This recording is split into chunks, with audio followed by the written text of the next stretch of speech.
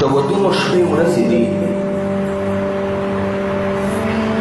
او هر ځای کې مسلمانان د خپلو خپلوانو دوستانو ملګرو په ودونو کې شرکت کوي.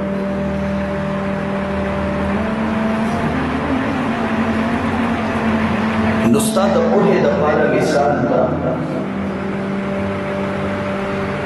چې خلک یو حال ته ننوځي او زلمي ته څېره واچوي،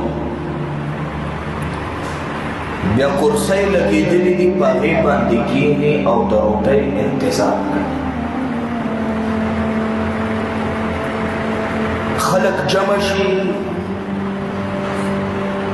افراد ډېر شي، نو د روټۍ د مقام نه یو سړی اواز کوي چې د مېلمنو ته وایي راځئ.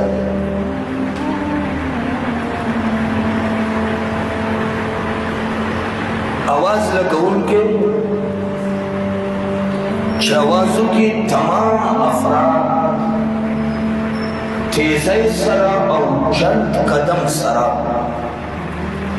द खुराक टेबल तजानो रसे या खुंचा मखके न प्रतई और या जिसम गकीने रोटे राश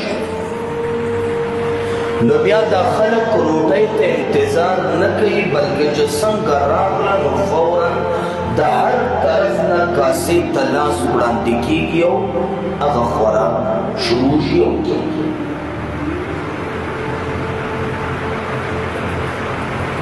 اوس دا وریجې د چا لاس ته هم ټېله نه ورکوي ځکه یو بېجان څیز دی او پروت دی.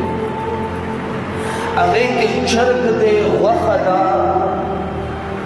هغه چرګ او غوښه کله هم لته نه وایي ولې بېجان څیز دی او تا ته پروت دی، خوراک ته تیار دی او بس دی خورا چې کوم ځای نه خورې او څنګه خورې.